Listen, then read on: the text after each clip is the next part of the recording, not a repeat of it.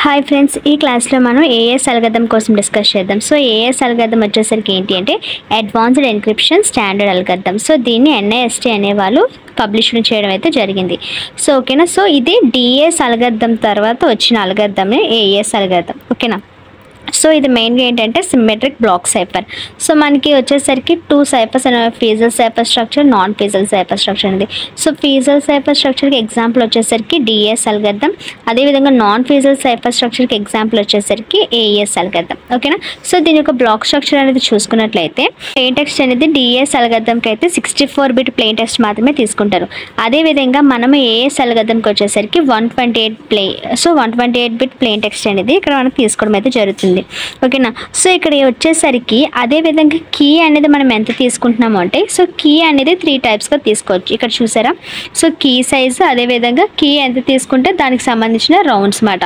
So ఒకవేళ 128 bit key అనేది తీసుకున్నాం అనుకోండి, మనకి 10 రౌండ్స్ అనేది అవుతుంది. అదేవిధంగా 192 తీసుకుంటే 12 రౌండ్స్ అవుతాయి.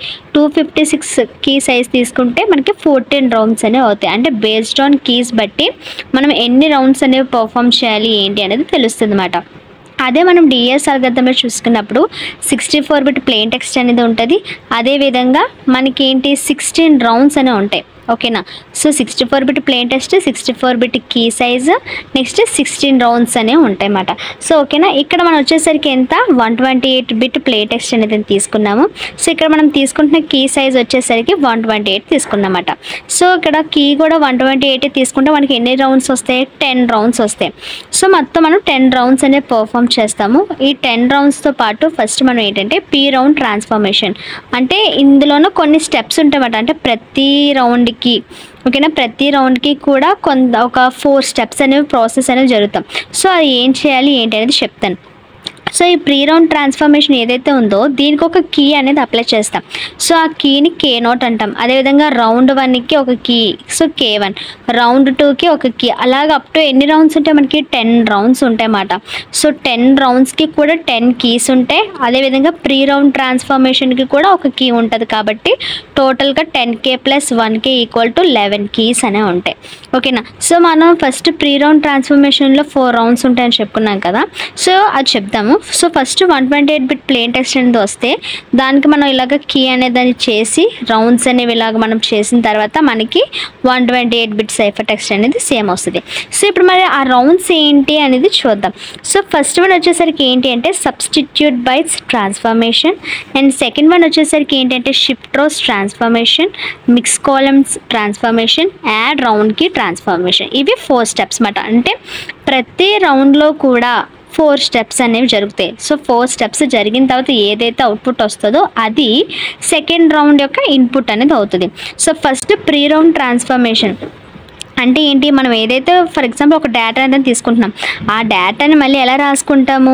సో ఆ డేటాని మళ్ళీ ఒక మ్యాట్రిక్స్ రూపంలో లేదంటే ఒక స్టేట్ రూపం అంటారన్నమాట. సో ఒక మ్యాట్రిక్స్ రూపంలో రాసుకొని దానికి 4 రౌండ్స్ అనేవి అప్లై చేస్తాం. ఈ 4 రౌండ్స్ మీన్స్ 4 స్టెప్స్ అనేవి అప్లై చేస్తాం. ఈ 4 స్టెప్స్ అనేవి అప్లై చేశాక ఏదైతే అవుట్పుట్ వస్తుందో అది ఫస్ట్ రౌండ్కి ఇన్పుట్ కింద వెళ్తుంది. అప్పుడు మళ్ళీ దీనికి సేమ్ 4 స్టెప్స్ అనేవి ప్రాసెస్ చేసి ఆ అవుట్పుట్ అనేది ఇంకొక రౌండ్కి ఇన్పుట్గా ఇస్తాం. అర్థమవుతుందా. సో ఇది మొత్తం ప్రాసెస్ మొత్తం. సో చూద్దాం, ఒక్కొక్క రౌండ్ కోసం ఎక్స్ప్లెయిన్ చేస్తాను చూడండి. సో ఫస్ట్ది ఏంటి అంటే 1 బై సబ్స్టిట్యూషన్, అంటే సబ్స్టిట్యూషన్ మెథడ్ అన్నమాట. సబ్స్టిట్యూషన్ సో ఎలా అంటే మనకి ప్రతి అల్గోరిథంకి ఒక ప్రీ డిఫైన్డ్ మనకి సబ్స్టిట్యూషన్ బాక్స్ ఉంటాయి. అంటే నార్మల్గా ఏంటి అన్నిటికీ ఒకే సబ్స్టిట్యూషన్ బాక్స్ అనేది ఉండదు. ఏ అల్గోరిథంకి ఆ అల్గోరిథమే సబ్స్టిట్యూషన్స్ కూడా మారుతూ ఉంటాయి అన్నమాట. సో ఈ యొక్క ఏఎస్ అల్గోరిథంకి ఇది పర్టికులర్ సబ్స్టిట్యూషన్ బాక్స్. సో ఇది ఏంటంట హెక్సాడెసిమల్ వాల్యూస్ అనేవి ఇందులో ఉంటాయి. అంటే ఏంటి అంటే సో హెక్సాడెసిమల్ అంటే ఇక్కడ 0 to 15 నెంబర్స్ ఉంటాయి. 10 to 15 అనేవి 10, 11, 12, 13, 14, 15 అని ఉండవు. ఎలా ఉంటాయంట ABCDEF అని ఉంటాయి. ఓకేనా. సో 0 to 9 వరకు ఉండి మిగతావి 10, 11 అవి కాకుండా ABCDEF అని ఉంటాయి. సో ఇక్కడ రోస్ అలాగే తీసుకుంటాము, కాలమ్స్ కూడా అలాగే తీసుకుంటాం ఇక్కడ సబ్స్టిట్యూషన్లోన. సో ఇది ప్రీ డిఫైన్డ్ బాక్స్ అన్నమాట. దేనికి ఈ పర్టికులర్ అల్గోరిథం మాత్రమే ఇది pre defined box. So for example మనకి ఇక్కడ ఒక ఎగ్జాంపుల్ తీసుకున్నారు. ఏంటని తీసుకున్నారు, EA సో EA 046585. సో ఏదైతే ఫస్ట్ నెంబర్ ఉందో అది మనం ఎలాగ కన్సిడర్ చేస్తామంటే రో కింద కన్సిడర్ చేస్తాం. ఏదైతే సెకండ్ నెంబర్ ఉందో దాన్ని మనము కాలం కింద కన్సిడర్ చేస్తాం. సో ఫస్ట్ వన్ వచ్చేసరికి ఏంటి, ఈఏ అని ఉంది కదా. ఈ అనేది ఏంటి, రో కదా. సో ఏ అనేది కాలం. సో ఇక్కడ ఈ ఎక్కడ ఉంది, ఈ ఎక్కడ ఉంది, అదేవిధంగా ఏ ఎక్కడ ఉంది, ఏ ఎక్కడ ఉంది. సో ఈఏ యొక్క వాల్యూ ఎంత, కాలం ఏ, రో ఈ దగ్గర వాల్యూ 87. సో ఆ 87 వాల్యూ అనేది ఇక్కడ సబ్స్టిట్యూట్ చేస్తాం. అంటే ఇది కొత్త బాక్స్ అనేది మళ్ళీ మనకి ఏంటి, కొత్త మ్యాట్రిక్స్ అనేది వస్తుంది. అదేవిధంగా 04 అంటే 0th రో 4th కాలం అంటే ఎంత, F2.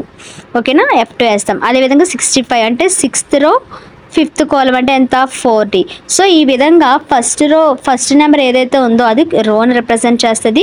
సెకండ్ నెంబర్ ఏదైతే ఉందో అది కాలం అనే దాన్ని రిప్రజెంట్ చేస్తుంది. ఈ విధంగా సబ్స్టిట్యూషన్ స్టెప్ అనేది చేస్తాం. మెయిన్గా ఇక్కడ ఏంటంటే ప్రతి రౌండ్కి కూడా 4 స్టెప్స్ అనేవి చేస్తున్నాము అని చెప్తున్నాం కదా. సో ఇవేంటి, ఫస్ట్ 10 రౌండ్స్ కదా, 1 to 9 రౌండ్ వరకు మొత్తం 4 స్టెప్స్ చేస్తాం. కానీ 10th రౌండ్కి వచ్చేసరికి ఒక స్టెప్ అనేది మిక్స్ అవుతుంది. ఏంటి అంటే థర్డ్ స్టెప్ అనేది మిస్ అవుతుంది అనమాట. అంటే ఇక్కడ వరకు అన్ని 4 స్టెప్స్ చేయాలి, కానీ 10th వన్కి వచ్చేసరికి మిక్స్ కాలం అనేది చేయవసరం లేదు. ఓన్లీ మిగతా 3 స్టెప్స్ అనేవి చేస్తే సరిపోతుంది అనమాట. సో అది సబ్స్టిట్యూషన్ మెథడ్ అనేది. నెక్స్ట్ వచ్చేసరికి ఏంటంటే షిఫ్ట్ రోస్ ట్రాన్స్ఫర్మేషన్. ఈ షిఫ్ట్ రోస్ ట్రాన్స్ఫర్మేషన్ అంటే ఏంటి, so the number of shifts depend on the రో నెంబర్ 01. సో ఈ యొక్క నెంబర్ ఆఫ్ షిఫ్ట్స్ ఏవైతే మనం నెంబర్ ఆఫ్ షిఫ్ట్స్ చేస్తున్నామో అవి దేని మీద డిపెండ్ అయి ఉంటాయంట, రో యొక్క నెంబర్ మీద డిపెండ్ అయి ఉంటాయి. అదేవిధంగా ఇది ఎటువైపు షిఫ్ట్ అవుతుందంట, shifting is to the left వైపు షిఫ్ట్ అవుతూ ఉంటాయి.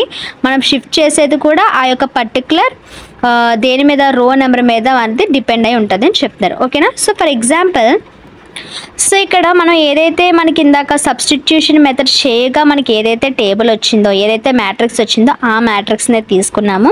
ఇప్పుడు ఏం చేస్తామంటే మనం నేమ్స్ ఇచ్చుకుంటున్నాం. రో 1కి R0 అని, రో 1కి, రో 2కి ఇక్కడ R1, R2, R3 అని రోస్కి నేమ్స్ ఇచ్చుకున్నాం కదా.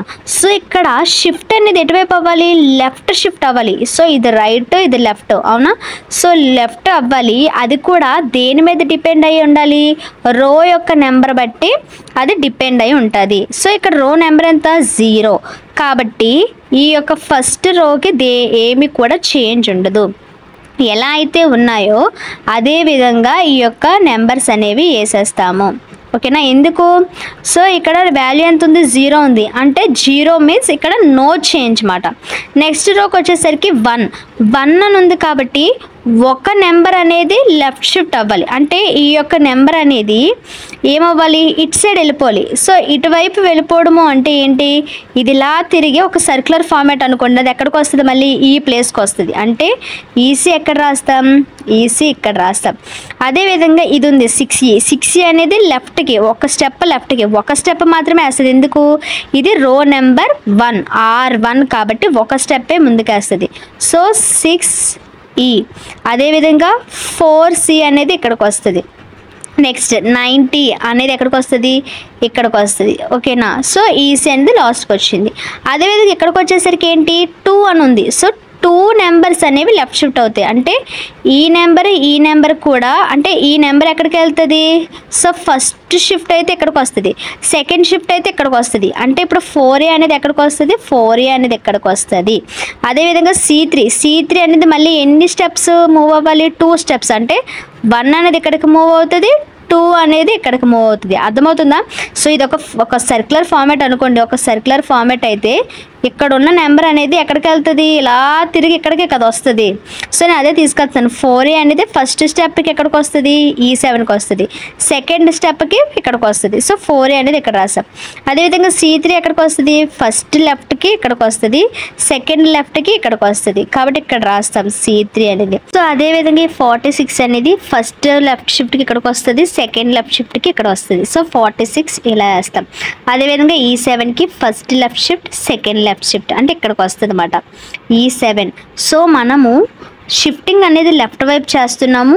అది కూడా ఎలా చేస్తున్నాం, డిపెండ్ అపాన్ ద నెంబర్, రో నెంబర్. సో ఇదెంత, రో నెంబర్ 3 కాబట్టి 3 లెఫ్ట్ షిఫ్ట్స్ అనేవి చేయాలి. సో ఫస్ట్ ఇది. సో ఫస్ట్ లెఫ్ట్ షిఫ్ట్ అంటే ఎక్కడికి వస్తుంది, ఇక్కడికి వస్తుంది. ఇక్కడ నుండి సెకండ్ లెఫ్ట్ షిఫ్ట్, తర్వాత థర్డ్ లెఫ్ట్ షిఫ్ట్ అంటే ఇక్కడికి వస్తుంది 8C అనేది. ఓకేనా. అదేవిధంగా D8 అంటే ఫస్ట్ లెఫ్ట్ షిఫ్ట్ ఎక్కడికి వస్తుంది, సెకండ్ లెఫ్ట్ షిఫ్ట్ ఎక్కడికి వస్తుంది, థర్డ్ లెఫ్ట్ షిఫ్ట్ ఎక్కడికి వస్తుంది. సో ఇదేంటి D8. అదేవిధంగా 95 అనేది ఫస్ట్ లెఫ్ట్ షిఫ్ట్ ఎక్కడికి వస్తుంది, సెకండ్ లెఫ్ట్ షిఫ్ట్, అదేవిధంగా థర్డ్ లెఫ్ట్ షిఫ్ట్ అంటే 95 అనేది ఇక్కడికి వస్తుంది. ఓకేనా. ఇప్పుడు A6 first left shift, second left shift, third left shift అంటే A6 అనేది ఇక్కడికి వస్తుంది. సో అర్థమైంది కదా షిఫ్ట్ రోస్ కాన్సెప్ట్ అనేది. సో డిపెండింగ్ అపాన్ ద రో నెంబర్ బట్టి మనము షిఫ్టింగ్స్ అనేవి చేస్తాము. 0 అయితే ఏ చేంజ్ కూడా ఉండదు, అలాగే ఉంచుతాము. సో మన సబ్స్టిట్యూషన్ అయిన తర్వాత ఏదైతే మ్యాట్రిక్స్ వస్తుందో దాన్ని, ఏదైతే టేబుల్ వస్తుందో, ఏదైతే స్టేట్ టేబుల్ వస్తుందో దానికి మనం షిఫ్ట్ రోస్ అప్లై చేయగా వచ్చిన టేబుల్ అనేది ఇది మాట.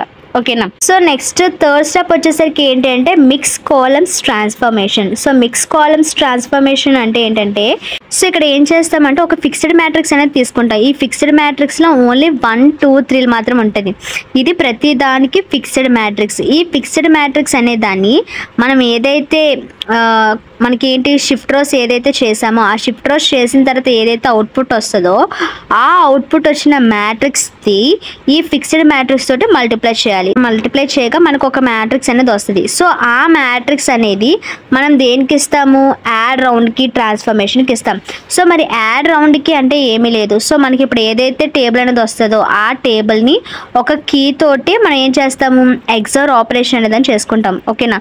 సో మనకు వచ్చిన టేబుల్ని దీన్ని ఎగ్జార్ ఆపరేషన్ అనేది చేస్తే మనకి యాడ్ రౌండ్కి వస్తుంది. ఇక్కడ ఏదైతే యాడ్ రౌండ్కి టేబుల్ అనేది వచ్చిందో ఆ టేబుల్ని మనం నెక్స్ట్ రౌండ్కి ఇన్పుట్గా ఇస్తాం. అర్థమైందా. ఫస్ట్ ఏం చేస్తాం, సబ్స్టిట్యూషన్ మెథడ్ చేస్తాం. అక్కడ వచ్చిన అవుట్పుట్ అనేది ఏం చేస్తాం, మనము షిఫ్ట్ రోస్ చేసాం. షిఫ్ట్ రోస్ చేయగా వచ్చిన దాన్ని మిక్స్ కాలం చేస్తాం. ఈ మిక్స్ కాలంలో ఏం చేసాము, ఇక్కడ ఒక ఫిక్స్డ్ మ్యాట్రిక్స్ అనేది ఉంటుంది. దాంతో మనకి ఏదైతే మ్యాట్రిక్స్ వచ్చిందో దాన్ని మల్టిప్లై చేయగా మళ్ళీ మనకి ఇంకొక టేబుల్ అనేది వస్తుంది. ఈ టేబుల్ అనే దాన్ని మనం ఏం చేస్తాం, ఒక కీ ఏదైతే కీ తీసుకుంటున్నామో, సో మన కీ సైజ్ ఎంత 128 బిట్స్ అన్నాం కదా. సో ఆ కీ సైజ్ తోటి మనం ఇక్కడ ఏం చేస్తున్నాము, మళ్ళీ ఆ రెండింటిని కూడా ఎగ్జార్ ఆపరేషన్ అనేది చేస్తున్నాము. సో ఆ వచ్చిన అవుట్పుట్ ఏదైతే ఉందో దాన్ని మనము సెకండ్ రౌండ్కి ఇన్పుట్ కింద వస్తున్నాము. ఓకేనా. సెకండ్ రౌండ్కి ఇన్పుట్ కింద ఇస్తున్నాం. సో ఇదే ఏఎస్ అలగద్దాం. ఓకేనా. ఈ మొత్తం 9 రౌండ్స్ అయిపోయాక 10th రౌండ్కి వచ్చేసరికి ఓన్లీ 3 స్టెప్స్ అవుతాయి. థర్డ్ స్టెప్ అవ్వదు, మిక్స్ కాలమ్స్ అవ్వకుండా.